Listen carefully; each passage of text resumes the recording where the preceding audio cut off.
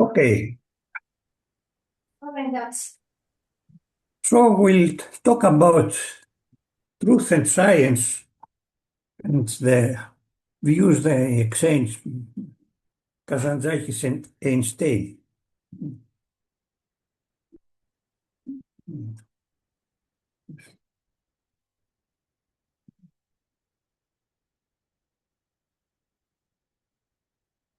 First, let's say two words about Kazantzakis for whom who do not know who is Kazantzakis. Kazantzakis was a writer, journalist, poet, and philosopher from Crete, and he is considered a giant of modern Greek literature and remains the most translated Greek author worldwide.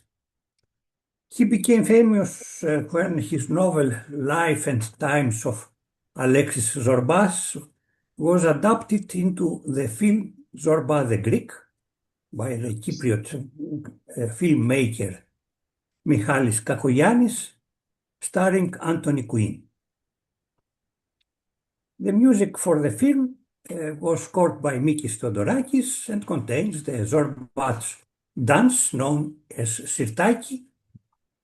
This film transformed Zorba and his Sirtaki dance into a global sign of Greekness and Cretan identity.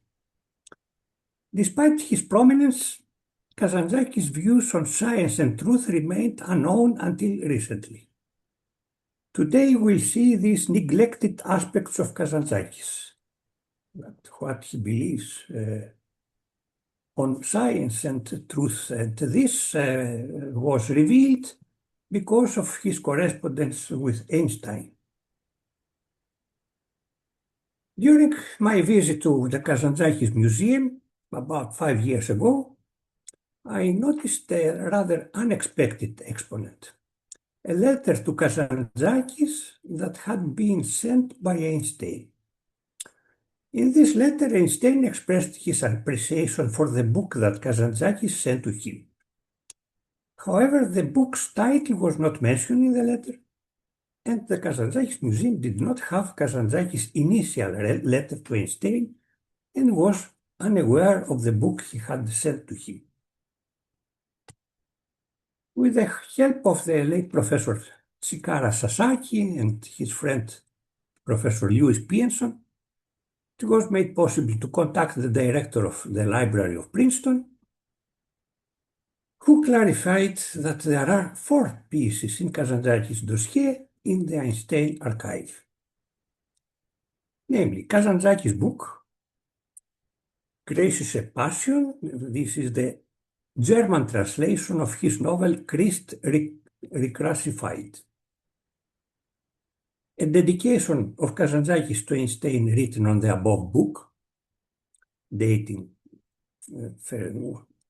6 to 52, starting with the phrase, this Grand Maître Einstein.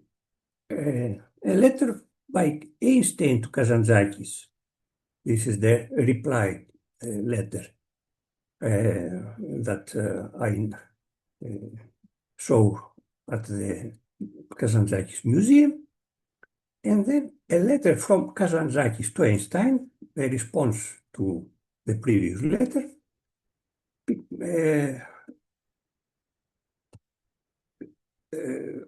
replying to Einstein. We'll see now how this story was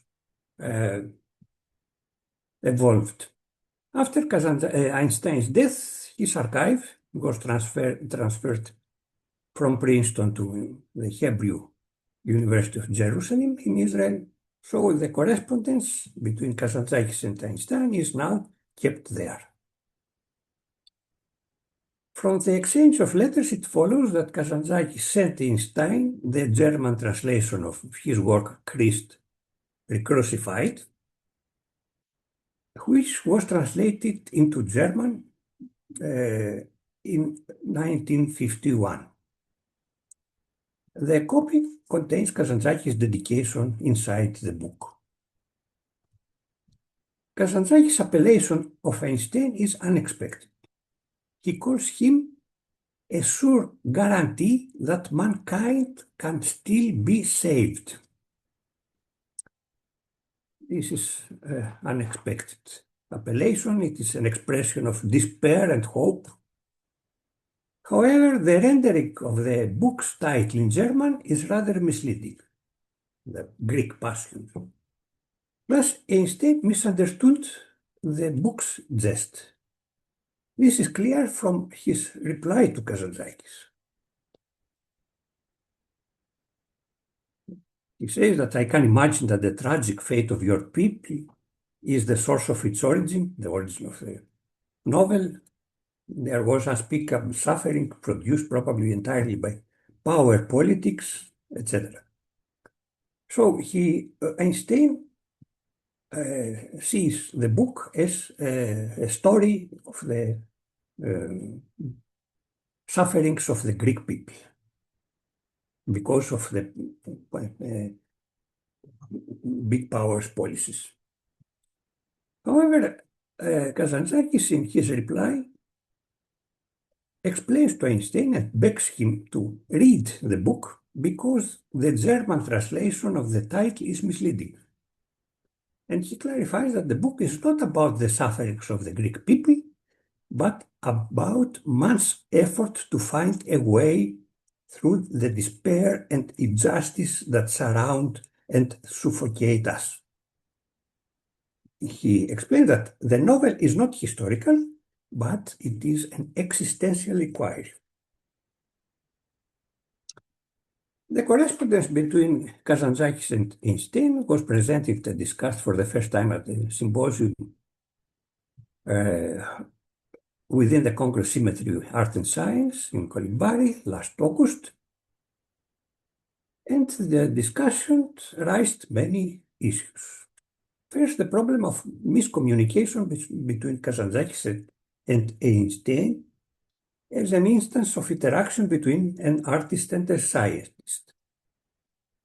What was Kazantzakis' motivation to contact Einstein? Why he contacted him and not another author?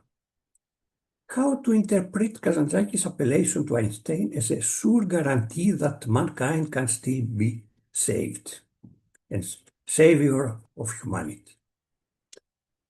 How to understand Kazantzakis' declaration that he wrote his novel, Christ Recrucified, under Einstein's sign? Does this declaration matter for the interpretation of Kazantzakis' work? The discussion was expanded over the whole legacy of Kazantzakis and Einstein, and new questions were examined from a new perspective. What was Kazantzakis' attitude to science, truth, intuition, and religion? How to interpret Kazantzakis' juxtaposition of opposites that appears in his works? In which sense the opposites coincide? How is Einstein's comic religious sense related to Kazantzakis' the great breath? Generally, how are the religious views related? And how to interpret Kazantzakis and Einstein's Odysseys? Can we identify common features in the variety of Odysseys of our cultural heritage? Some of the above questions will be examined in future Lara webinars. I would like to introduce the main themes and the authors of these presentations. The next speaker will be Lynn Arnold. He is a sociolinguist from University of Adelaide. He represented the South Australian branch of Australian Labour Party and served as Premier of South Australia from 92 to 93 and as a leader of the opposition from 93 to 94. In 2014, he was ordained as an Anglican priest and worked concurrently with public life, hosting a weekly radio program and serving as a reader of public theology at St. Barnabas Theological College.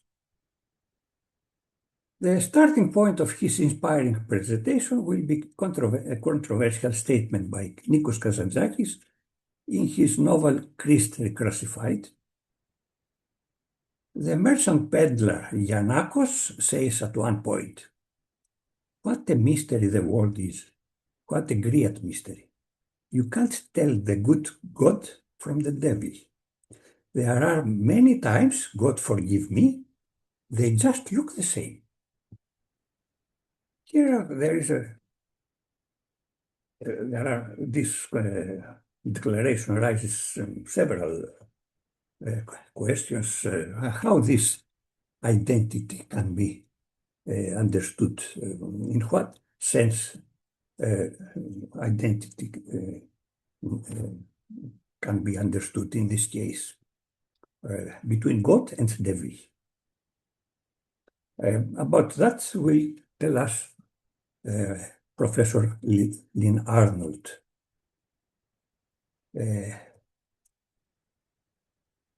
The next question will be about the religious views of Einstein and Kazantzakis.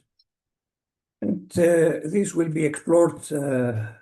topic will be explored by Tatiana Denisova.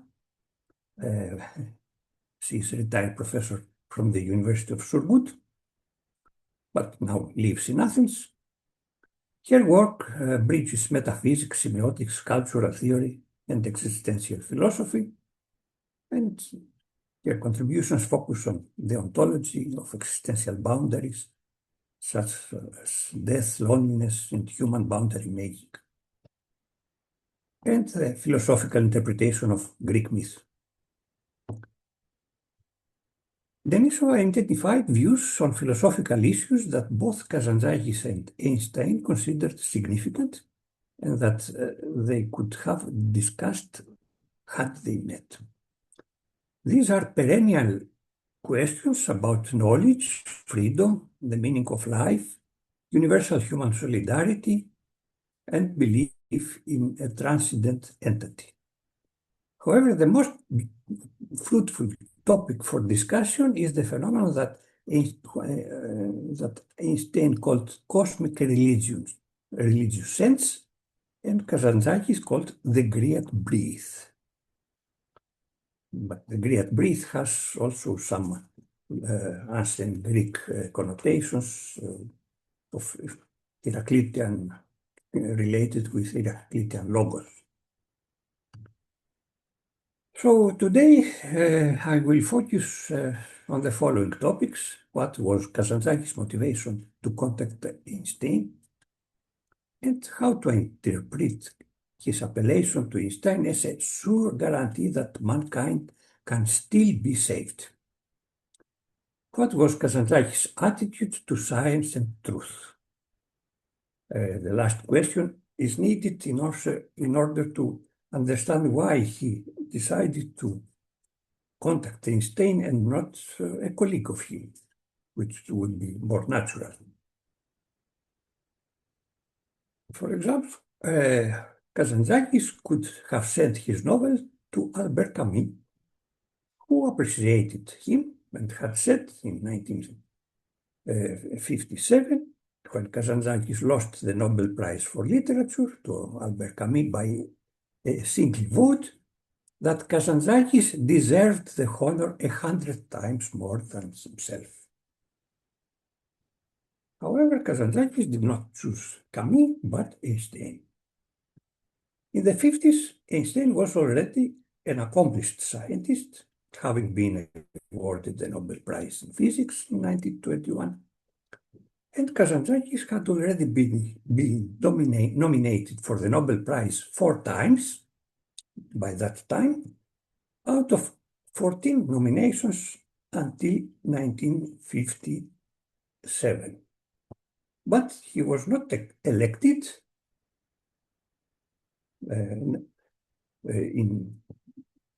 he was never elected for the Nobel Prize because the Greek government undermined his candidacy and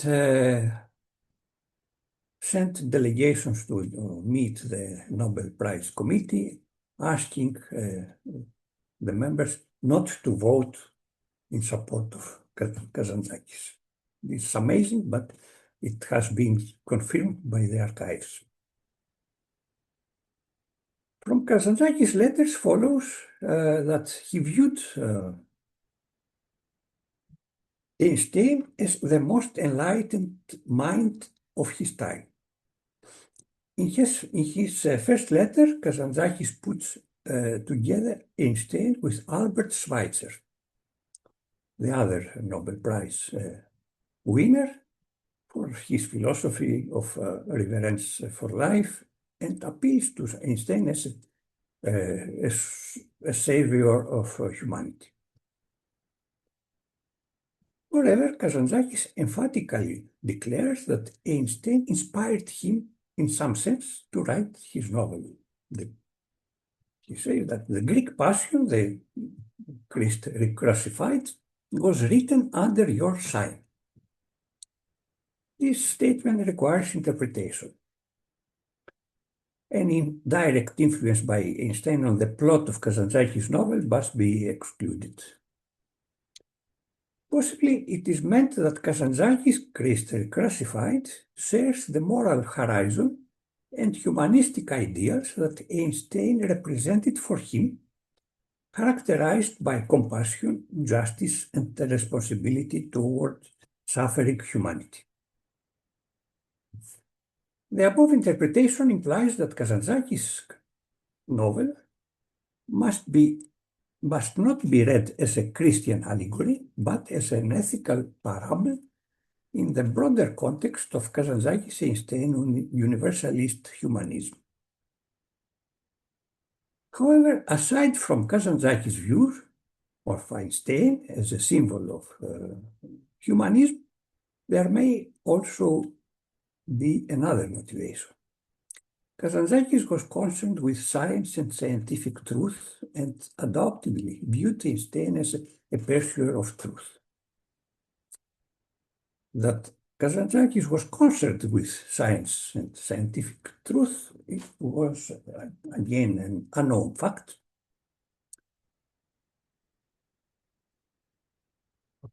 The standard interpretation due to Bien, an authoritative translator of Kazantzakis' works, is that Kazantzakis was in quarrel with science. But this view is not true. Kazantzakis' views in science are revealed in a largely neglected article he wrote in 1909, that is 43 years before his letter to Einstein, in the literary criticism journal Panathenea, that was published during 1900 and 1915. Possibly this is the only article of Kazantzakis about science. But this article reveals that Kazantzakis was aware of the contemporary developments in science, its limitations and absurdities. This article, titled "Has Science Gone Bankrupt?", echoes a controversy that arose in France in 1895, when professor at the École Normale Supérieure and editor of the prestigious journal Revue des Deux Mondes, Ferdinand Brunetière, published his article after a visit to Vatican. Kazantzakis explicitly mentions Brunetière's thesis about the bankruptcy of science, that science has failed to deliver on its promise to change the face of the world. Even if this is not a total bankruptcy, it is certainly a partial bankruptcy, enough to shake off the credit from science. And he adds, Kazantzakis adds that this controversy had turmoiled the intellectual cycles of Europe. But what was the controversy about? And what turmoil it caused. The debate centered on the value of science, with the argument that at best it has predictive value without the capacity to reveal the world's nature, particularly its unobservable aspects. Science has undergone numerous changes in theories, so it is uncertain whether what is currently accepted will retain validity in the future. So Brunetière's thesis presents a kind of epistemic pessimism about science, rooted in the history of science, which Kazantzakis, however, rejects at the end of his article. Kazantzakis examines in this article in detail the views of Kant and Poincaré. Kazantzakis proceeds from Kant's attempt to establish epistemological limitations as to know far reason, to how far reason may legitimately proceed. Kant's view that space and time are mere forms of intuition that structure all experience and that the objects of experience are mere appearances is viewed by Kazantzakis as a cornerstone of metaphysics. Although the correct interpretation of Kant's idea of space and time remains controversial, Kazantzakis adopts an interpretation according to which space and time are understood not as objective and mind-independent, but as subjective forms of intuition that we contribute to experience. He says, Kant's great discovery puts an end to the free flights of the human mind, namely, that the concepts of space and time are not objective, existing independent from us, but subjective, necessary elements of cognition. We can perceive something only in space and time. Therefore, we can perceive only phenomena, never the things in themselves. Hence, human beings only experience and know phenomenal appearances, not independent things in themselves. We can assert only one reality, the reality of the appearances, say Kazantzakis.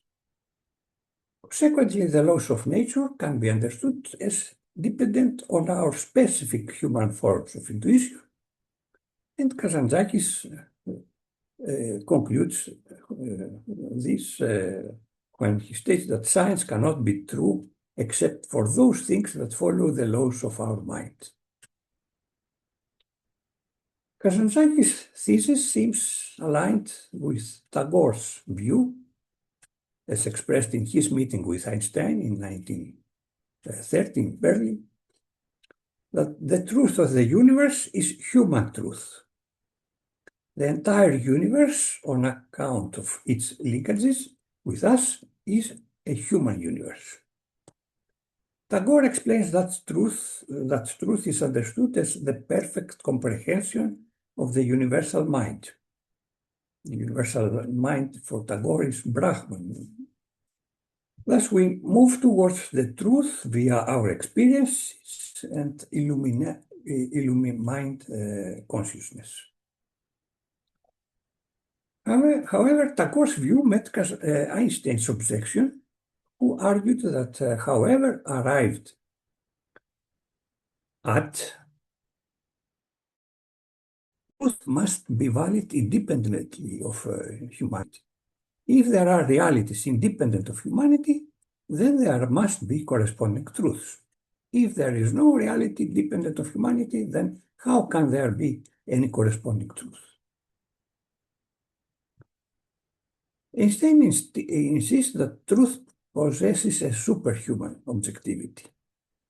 It is in his dialogue with Tagore. It is indispensable for us, the reality which is independent of our existence and our experience and our mind. In extending the boundaries of truth beyond human collectivity, Einstein reflects his personal belief in cosmic religion.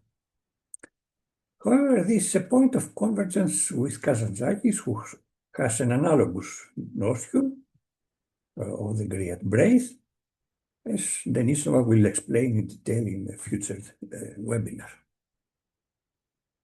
Kazantzakis concludes that science cannot thus provide an answer to the eternal questions of philosophy, such as the existence of God, the problem of the mind or soul, and the concept of future, that is the after-death life.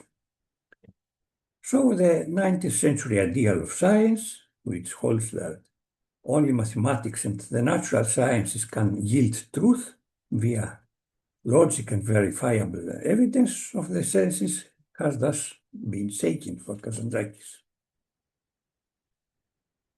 Kant allowed the possibility of absolute truths in mathematics, that is, synthetic a priori truths.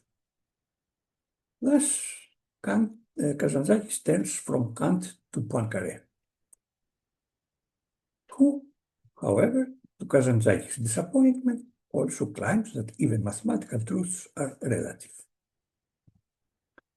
Poincaré was involved also in the 19th century debate over the bankruptcy of science, although there is no evidence that Kazantzakis was aware of it. In his address at the 1900 International Congress of Physics in Paris, Poincaré argued against the bankruptcy of science thesis in the following way. The people of the world are struck to see how ephemeral scientific theories are. After some years of prosperity, they see them successively abandoned. They see ruins accumulated on ruins. They predict that the theories in fashion today will quickly succumb in their turn, and they conclude that they are absolutely futile. This is what they call the bankruptcy of science. Kazantzakis notes that Poincaré places the search for truth at the top of his values hierarchy. Namely, Poincaré has declared that the search for truth should be the goal of our activities. It is the sole end worthy of them. But can we reach the truth, or is it a chimera? And how to reach the truth? Kazantzakis seems shocked from Poincaré's viewpoint that one must not ask whether a scientific theory is true, but only whether it is convenient for us. Regarding the question of space and time, considered above, Poincaré declares that it is not nature which imposes them upon us, it is we who impose them upon nature because we find them convenient.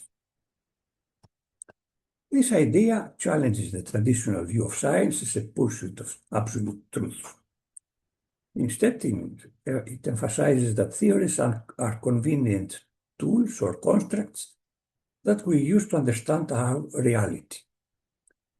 The traditional axioms are now interpreted as definitions equally true with their opposites simply because they are convenient.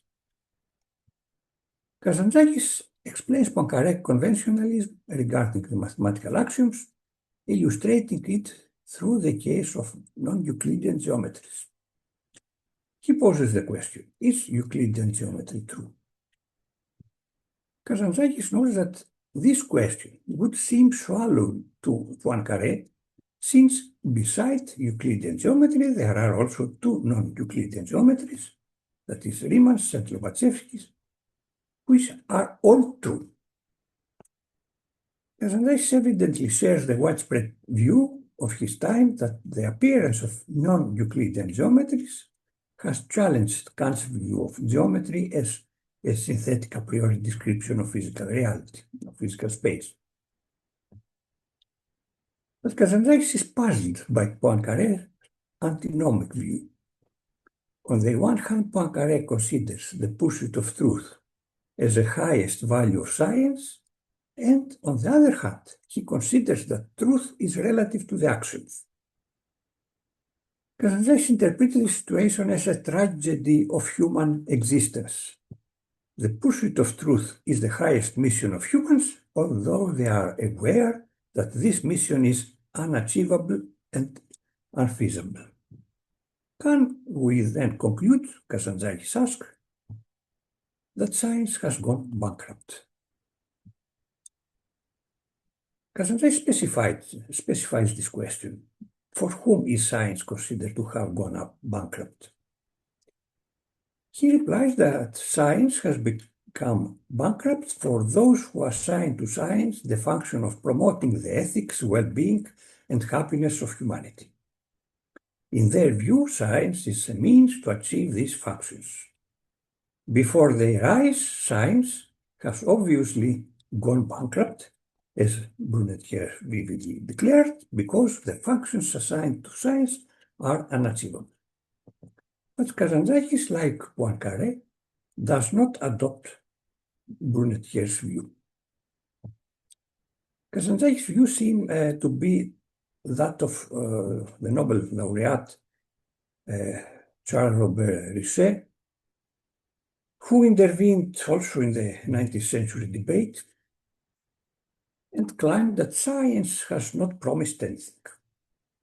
Nevertheless, it has succeeded in changing the world through numerous scientific and technological achievements. In Kazantzakis' view, these unachievable functions are ascribed to science by ethicists, but they are alien to science. Kazantzakis notes that others do not assign to science utilitarian moral purposes or even the search for absolute truth, because they are aware that such a truth does not exist, or if it does, cannot be disclosed. For them, including Kazantzakis, science is a marvelous instrument of our mind through which the spectacle of life perpetually spreads and shifts. For them, and for Kazantzakis as well, science has not gone bankrupt. Thus, Kazantzakis rejects Brunetière's epistemic pessimism, and thereby the interpretation that Kazantzakis was in quarrel with science must be rejected.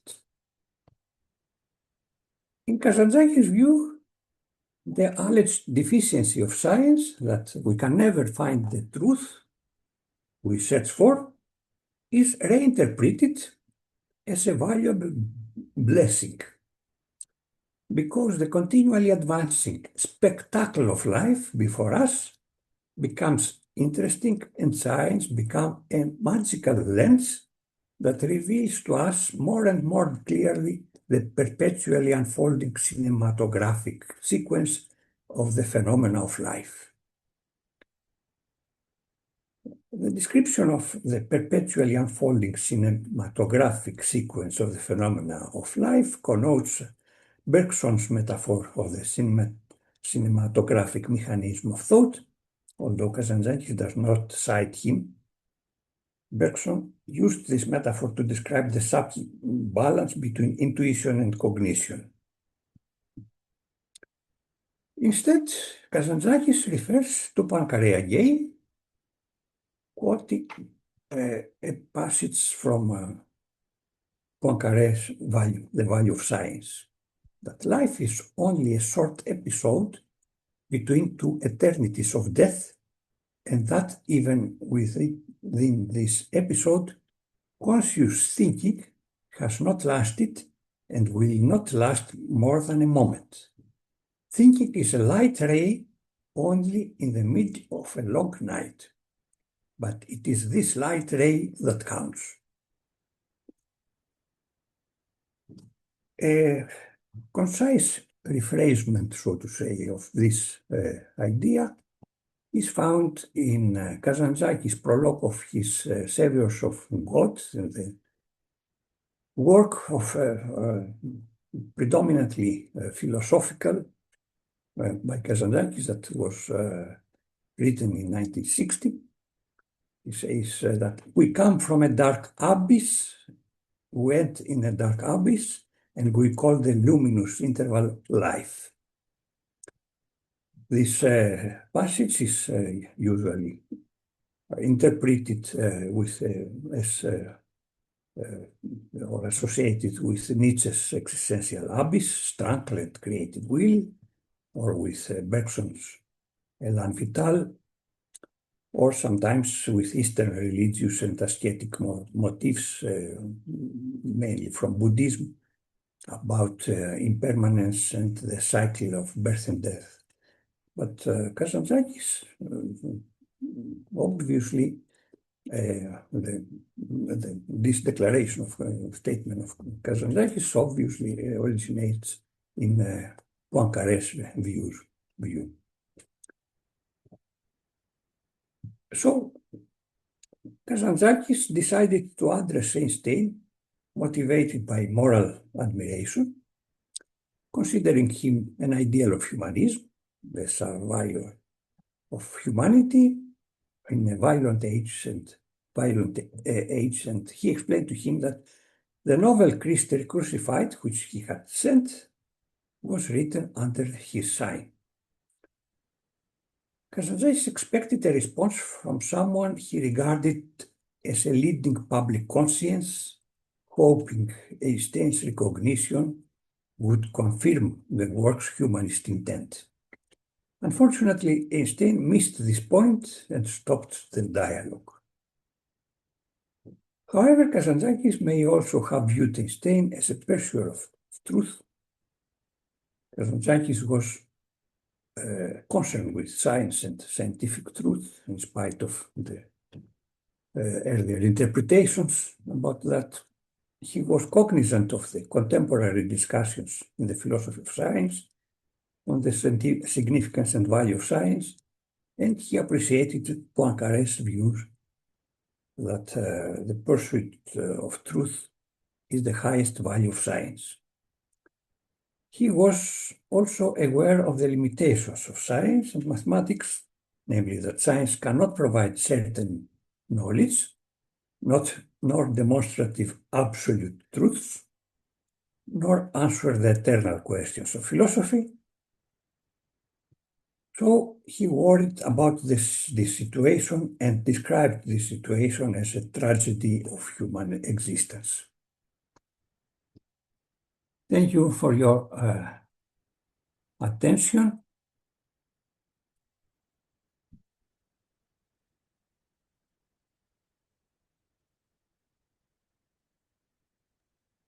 Thank you so much, Ioannis, for this wonderful presentation. I want to give you guys some time for to ask some questions. You can either raise your hand, or if you don't want to speak, you can just leave your question in the chat, and I'll be asking them in the order we received them. So, any questions so far?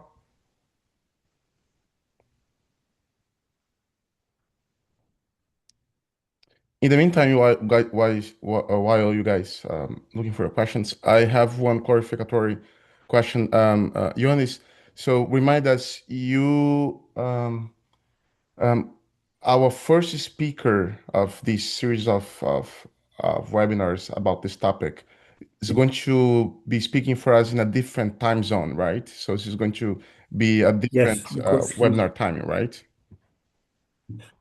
he's in Australia, in Adelaide, and so this time is night, during the night now. Right. Yeah.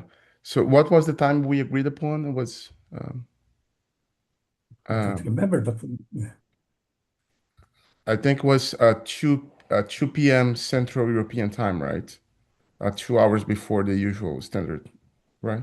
Yeah. Yeah.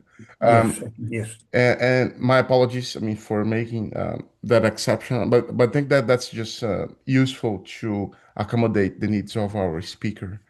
So thank you for clarifying that. Do you guys have any questions? Any questions at all?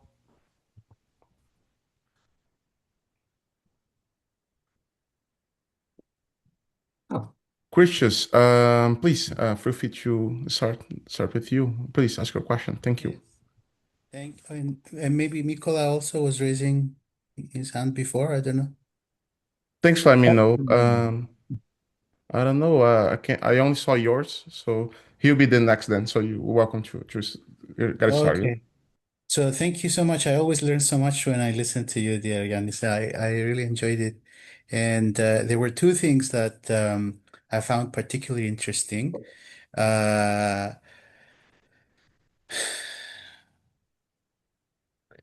so I saw this. So I was when you were talking about Poincaré, you said the search for truth should be the goal of our activities.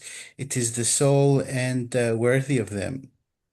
I was thinking I saw this joke online about the number of digits of pi that we have found in conjunction to the actual digits of pi. And of course, it was one big circle of the digits of pi that we don't know.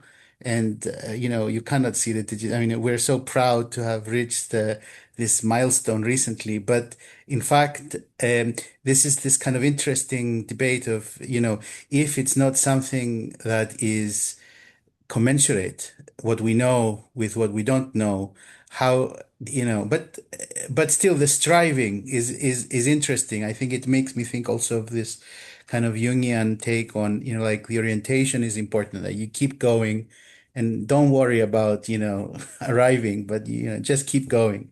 So there's something about this. Maybe you could tell us a bit more. And then the second thing that I found really interesting was this thing you said from Kazantzakis: science cannot be true except for those things that follow the laws of our mind. And it made me think of the idea of Pierce, who I think predated both of these guys and the other guys as well. And I think he was saying that the human mind and the mind of nature arise both. I think perhaps what Tagore was kind of implying from a universal mind, so that one can know nature and the mind of nature, or if you like, the laws of nature and all, these things through one's own mind, because exactly of this resonance. I don't know, not necessarily correspondence, but this dual um, uh, process having unitary origination. So in this sense, I think that's an interesting thing also. And yeah, any comments on these points will be very welcome. Thank you. Okay, let's start from the last question. Uh, this that the laws of nature are, so to say, the laws that we imposed on nature. This is an interesting idea that it is comparable with the ideas that developed Tagore and Einstein in their discussion between them in in the 1930. Because Tagore says that the truth of the universe is human truth, but then he introduces the concept of Brahman, so it is so there is a supernatural entity, so to say, that the human truth is coordinated in some sense with the truth of this supernatural entity, etc. And Einstein debates with this view. So in fact, it is very interesting to compare all the ideas of these three thinkers about this topic. I had not much time, of course, to develop. This can be a whole lecture on that. But yes, this is an interesting point, and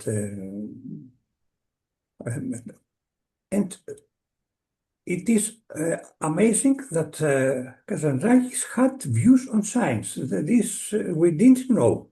We knew that Kazantzakis was a novelist, the Sirtaki dance, Zorba the Greek, but that he had views on science and he knew about the non-Euclidean geometry and the nature of space and time, and he discusses all these questions. It was amazing that I was surprised with when I found this. For sure, it was Then a the question surprise for about me as well. So yeah, thank you. Yeah. yes. Thank you so The other much. question, I meanwhile, I forgot the first Ah, question. yes. The other had to do with Poincaré's point that it's the striving that counts, sort of striving towards the truth that is ever negated by understanding that Yes. it's not necessarily our theories that are uh, necessarily valid, if that makes sense in this sense, by ever growing, if you would like, our but it's the search for the truth that should be the goal. This is the thing, and this thing Yes. about Yes. the activity of going towards Mhm. this kind of seeking behavior, and I know also Jung. I was mentioning he finds the orientation, like to be correctly oriented towards the right way is the most important thing. But and I'm thinking also, I mean, I didn't mention it before, but I was also thinking about this kind of other way of thinking that, there's no path from God to man, but only a path, sorry, there's no path from man to God, but there's only a path from God to man that, that it's not the striving as a delusion, basically, is the sort of thing. But anyway, I was kind of interested to know more. And, like there's this kind of, if you think about a transcendental number like pi, I was thinking, we're so proud that we've discovered so much. And yet I was mentioning this joke that, if you put if you do a pie chart of how many digits of pi we know and how many of digits we don't know, that pie chart will be a pure circle of we don't know, like because it's incommensurate, really, the known with the unknown. This is, I guess, I was just wondering if you had anything more to say about this. So if of interest, so yeah. Well, Kazantzakis touches this question of the limits, so to say, of cognitions, of human cognition. But this is done within the Kantian viewpoint that the finite mind, so to say, has a finite comprehension of the universe, and it is limited. So it is. I don't know if Kazantzakis had an, another view and some innovative idea that distinguishes him from Kant. I think he just adopts Kant's view. I think he does not develop any other argument. Thank you so much. Thank you. Thank you so much, Christos, for your question. Now, Mikola, feel free to ask your question. Yes, thank you. Yanis, thank you for your presentation. You mentioned absolute truth. What are Yes. views of Kazantzakis on absolute truth? He's disappointed that they do not exist. Okay, thank And you. so, Clear answer, yes. Mhm. yes. So he hoped that maybe we can find absolute truths in mathematics. But when he reads Poincaré that the axioms that are relative, he's completely disappointed. Thank you. Thank you, Mikola. Now there is this other question. I'm so sorry for not seeing your name, sir. Can you please introduce your name, Yes. introduce yourself, saying your name and then ask your question? I'm sorry for that. No, thank you. The name is Jerry Chandler. I'm an American residing in Minnesota, and I'm interested in the mathematics and logical side of this presentation. So first of all, Thank you so very, very much for your articulation of parts of the turmoil that existed around the turn of the 19th century into the 20th century. Clearly, that was a time when we can look back and see these various lines of reasoning being intertwined and convoluted and puzzling. As a consequence of this area of history, mathematical structuralism emerged, in which the relationships between numbers and geometry became fixed in a certain sense. And the notions of eventually of quantum mechanics turned the public view, in particular the public view of science, into quantum theories that further added to the turmoil that existed in some sense or another. So the question that comes to my mind is, what happens to the logic in this period?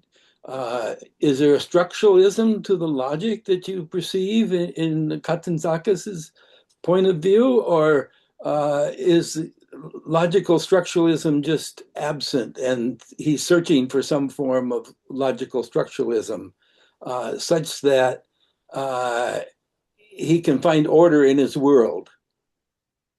And that's sort of, it seems to me, where artificial intelligence has led us today, is to presume that logic is purely within language, and that just the questioning of the language is sufficient to come to ethical and logical and moral conclusions.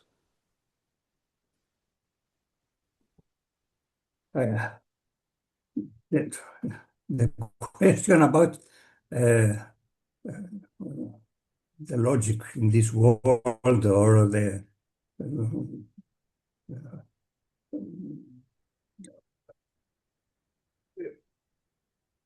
is discussed in various aspects, so to say, by Kazantzakis and Einstein. The question concerns mainly the question of harmony and order in the world. Is there harmony in the world, and is there order in the world, etc.? And it is interesting again to compare the views of Kazantzakis on that with that of Einstein. But I didn't prepare this question for today. This is a whole topic to do this comparison. Because what I can add is that Kazantzakis' views on order has something from Heraclitean logos, from the logos that governs the world, the universe, etc., which is absent to a certain extent in Einstein. So their views are comparable, but this can be a topic in another lecture, because they both wrote on that. Yes, I see where I think I see where you're headed, but there's still the foundational structures that seem to govern how the mind operates are somehow related to nature and the natural forms that exist about us, and that the objectivity of the objects we perceive is what is of concern here, and how that relates to the structural conjectures, I guess, that logicians make, and which mathematicians I don't want to characterize mathematics, but anyway, the logical aspects of how structures of objects in the world become objective in our minds is what seems to be controversial at the turn of the 20th century. So thank you. I'm not certain I've clarified what I was asking, but you may find it useful. Okay. Thank you so much, guys, for this interaction. And I want to ask Janet's question. Janet, do you have a question? I also saw that you quoted Kant in the chat. So if you want to clarify that, or if it's not already in your Right. Yeah, it's relevant. question. Yeah, thank you. Yeah, this is wonderful. This ties together various threads that I didn't realize they were connected in these ways. Poincaré, Kant, and Einstein, and Zorba. The image of Zorba is such a guide, a lodestar for bringing together, appreciation and connection with the cosmos, even in the face of despair and injustice, and what you can do yourself in responsibility and appreciation. So Jerry's point, I think, is really key here, is that logos and logic had gotten confounded, and logic as in verbalizing, logos as in participation in the cosmic order. And Yes. people many people kept trying to capture logos in logic, and especially if they were focusing on the propositional logic as opposed to what Jerry was saying about structural logic. Structural logic has a hope of capturing more about the order itself of nature without reducing it to verbalizations. And I think in Kant, you see, he was aware of this. He was aware of that his conclusions about the subjective turn could be seen as discouraging and a cause for despair, because you could never reach objective truth. But the quote there shows his participatory sense of how it's the participation. It's sort of a Zorba quote. It's the starry heavens above me and the moral sense within me is what you have. You don't have expressions of verbalized truths about God and afterlife and things like that, but you do have those sensibilities that are a lodestar. And so I think for each of these people you pointed to, Poincaré, Einstein, one can see this tension that Jerry was talking about, the logic verbalization of truths is at odds with the logos cosmic order that one can connect to and appreciate, but is always unverbalized. Anyway, so lots of wonderful stuff. I really appreciate the discussion there. Thanks. Okay, thank you.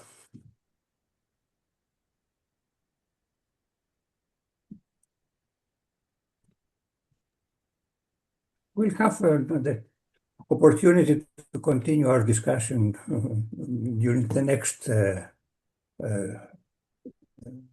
presentations by Lynn Arnold and Tatiana Denisova, because these themes will recur, and we'll have the opportunity to discuss again.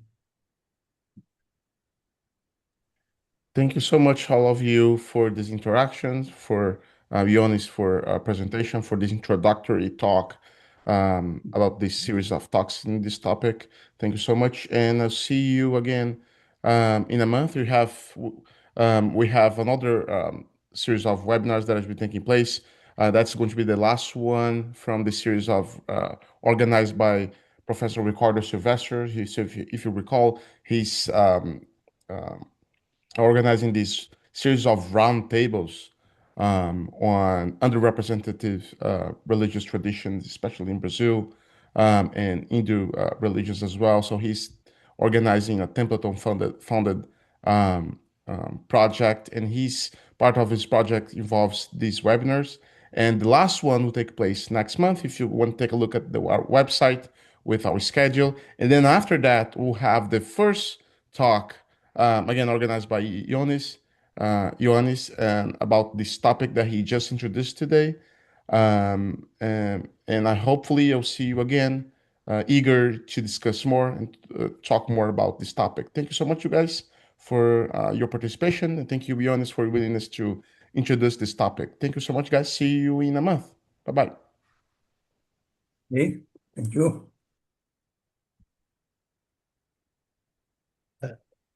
Francisco, dear Francisco, could I ask something very quickly?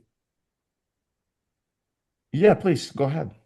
Hi. Is there a meeting happening in Vancouver in July or not after all, or do you know if No, thanks for asking this question. So I left here in the chat a link for our next World Congress on Logical Religion. So it's going to be it was postponed to September due to the World Cup that's going to take place exactly in July and in July. So that's why we thought it would be better to postpone to September.